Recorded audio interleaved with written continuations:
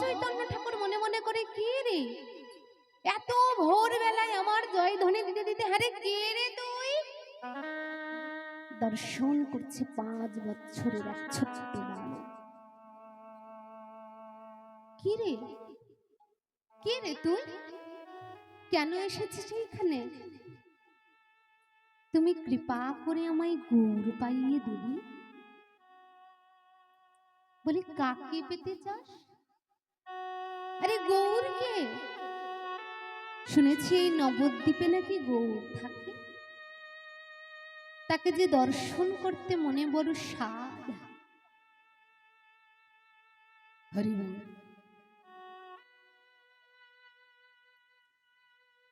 বলে, গৌর দর্শন করবি? বেশ, তবে গৌর দর্শন করব বললে তো আর গৌর দর্শন হয় না, তার জন্য অনেক পরিশ্রম করতে হয়। তুই পারবি? দুঃখী বলে, বেশ পারবো, তুমি যা বলবে আমি তাই করব। তবে শোন, এই নে মাটির কলসি, যা ওই সামনের জলাশয় থেকে প্রত্যেক দিন তুই এই কলসিতে করে জল তুলবি, আর আমার ভগবান সেবায় লাগানোর জন্য যে ফুলের বাগান, ওই বাগানে তুই জল ঢালবি।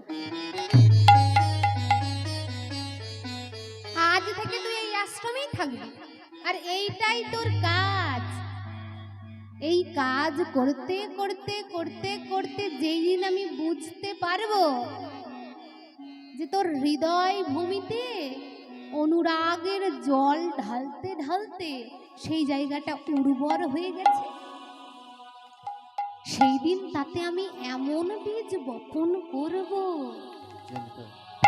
যার দ্বারা তোর গৌর গোবিন্দ দর্শন হবে।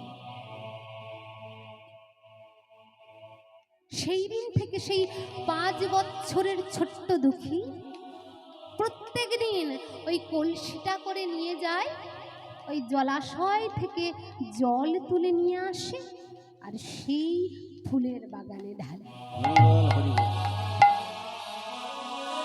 কোনো দিন তার কাজে বিরাম নেই। সেই 5 বছরের দুঃখী এই কাজ করতে করতে কিশোর থেকে বালক হলো, আর বালক থেকে আজ সে যুবক হয়ে গেছে। 5 বছর থেকে সে আজ যুবক হয়ে গেছে, এত বড় হয়ে গেছে। প্রত্যেক দিন কিবা ঝড়, কিবা বাদল, কিবা বর্ষা, কিবা রোদ, রোজ তার কাজ হলো সেই কলসিটা করে ওই জলাশয় থেকে জল তুলে এনে ফুলের বাগানে দেওয়া। প্রত্যেক দিন মাথায় করে ওই দুঃখী কলসিটা বইতে বইতে কি হয়েছে জানেন? মাথার ঠিক যেই জায়গাটায় কলসি নিয়েও প্রত্যেক দিন জল আনে, ওই জায়গাটা একদিন ক্ষত হয়ে গেল। তবু সে তার কাজে বিরাম দেয় না, পাছে গুরুদেব রুষ্ট হয়। কারণ গুরুদেব বলেছে তাকে গৌর গোবিন্দ দর্শন করাবে।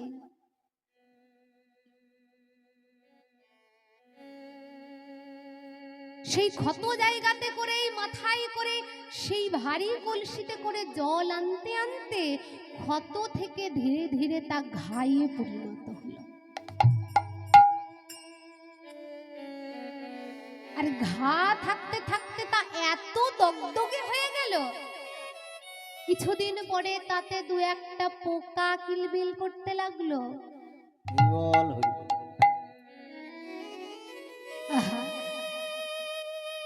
কি ব্যথার বেদনা!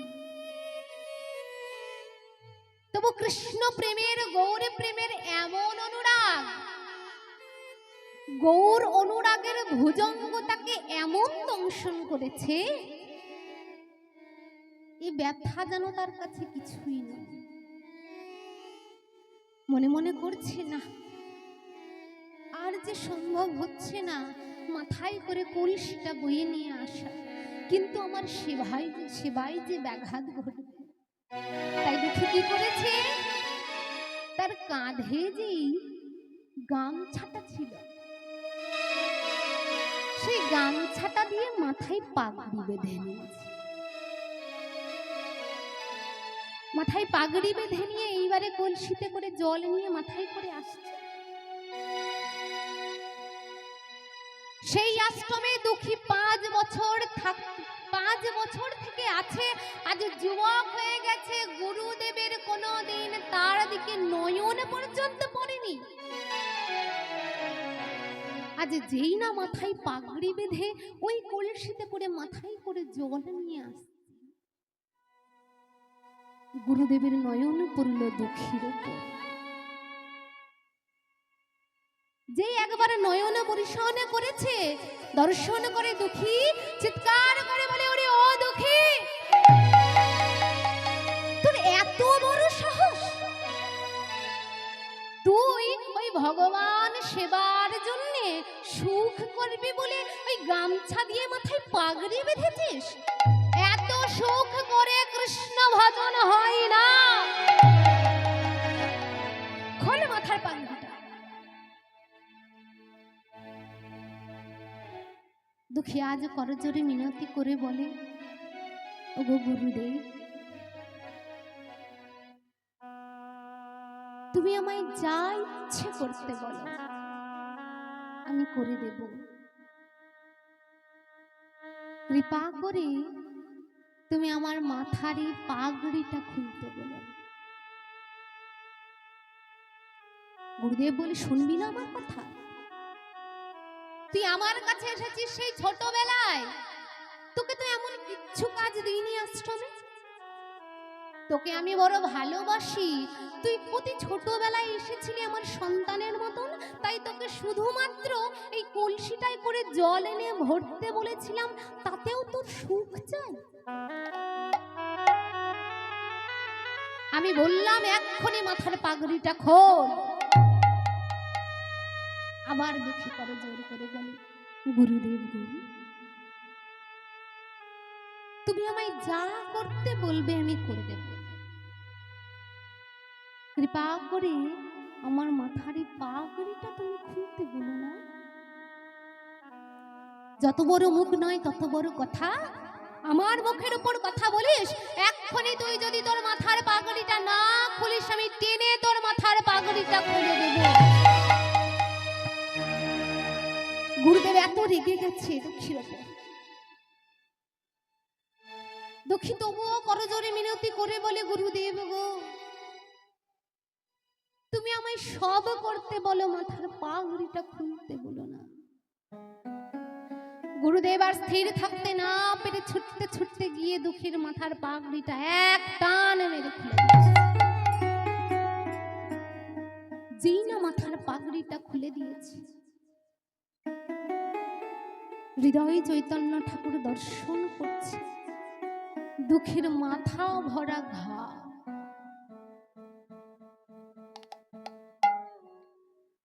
আর সেই ঘায়ের উপরে পোকা কিলবিল কিলবিল করে নড়ছে।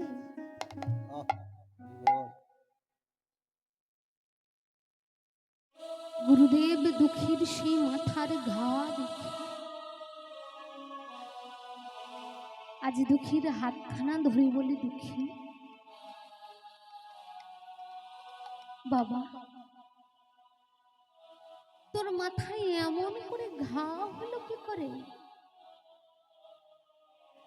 দুঃখী বলে, গুরুদেব গো, সেই ছোট থেকে যেদিন থেকে তোমার আশ্রমে এসেছি, ওই মাথার এক জায়গায় করে কলসি বয়ে বয়ে নিয়ে আসি। তো প্রত্যেকদিন কলসি আনতে আনতে সেই কলসির জলের ভারে আমার ওই জায়গাটা ক্ষত হয়ে গেছে। ওরে, ক্ষত হয়ে গেছে, তুই থামতে পারিস না? থামবো কি করে বল? তুমি যে আমায় বলেছ আমার এইটাই কাজ, আমার এইটাই সেবা।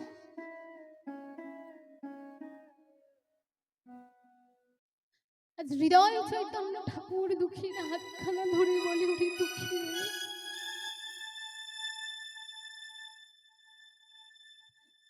তোর মাথায় এমন ঘা হয়েছে, তুই আমায় একবার বলতে পারিস?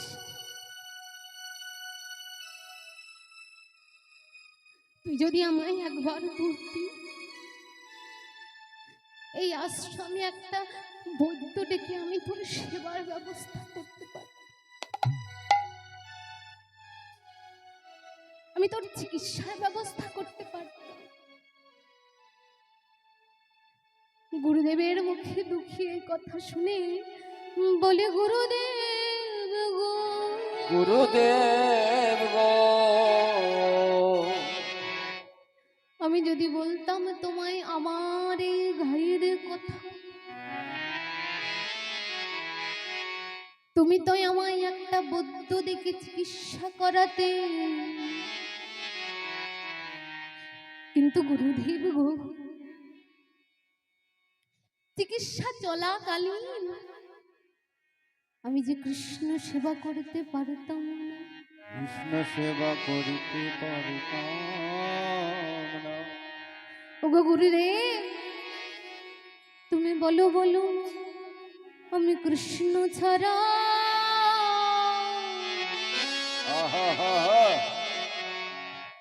কেমনে বাঁচি?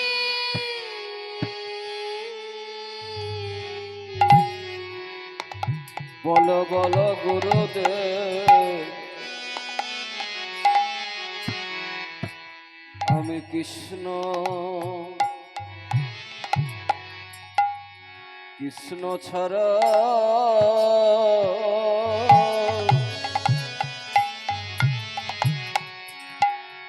কেমনে বাঁচি? বলো বলো গুরুদেব, হরিবল হরিবল। ছাড়া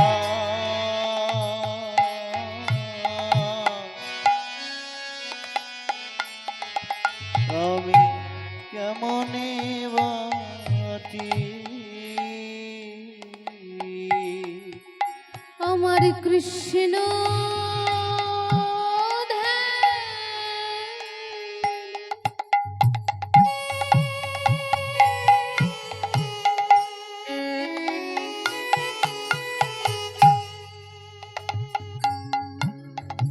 ওগো কৃষ্ণ কৃষ্ণ জ্ঞানে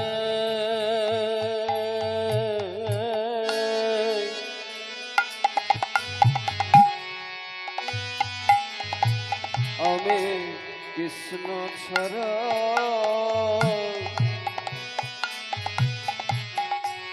আমি কেমনে বাঁচি? আমি কৃষ্ণ ধ্যানে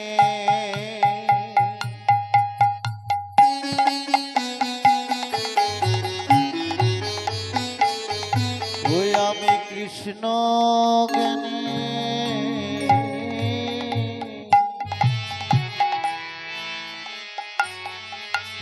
আমি কৃষ্ণ ছাড়া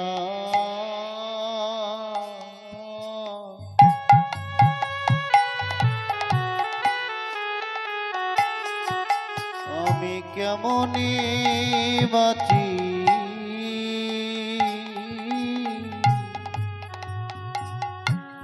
আমার কৃষ্ণ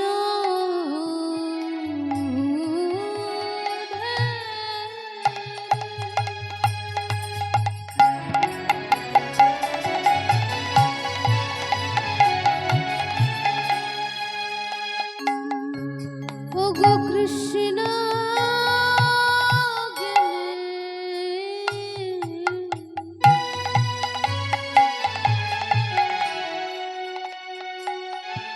বলই সেবা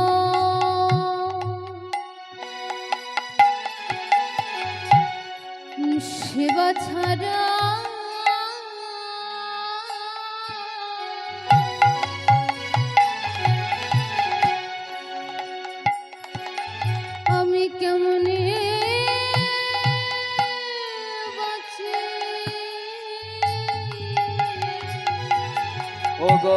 কৃষ্ণ ধরে হরিবল হরিবল অগ গুরুদেব হৃদয় গৌর প্রেমানন্দে হরি বল হরি বল হরি বল। কৃষ্ণ গানে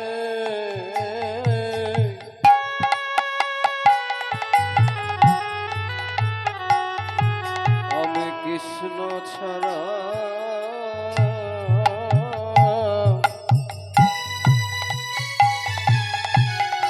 কেমনে বাঁচি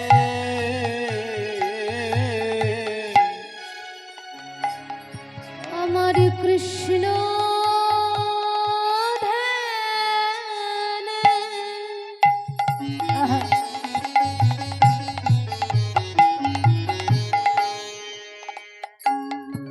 ওই কৃষ্ণ জ্ঞানে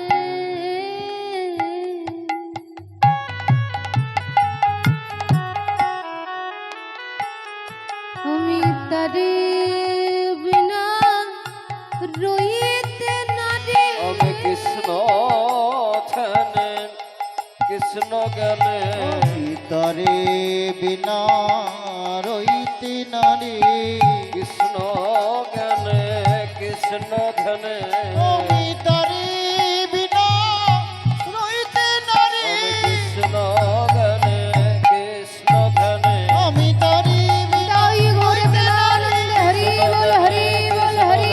আমি তরে বিনা রইতে নারে আমি আমি কেমনে বাঁচি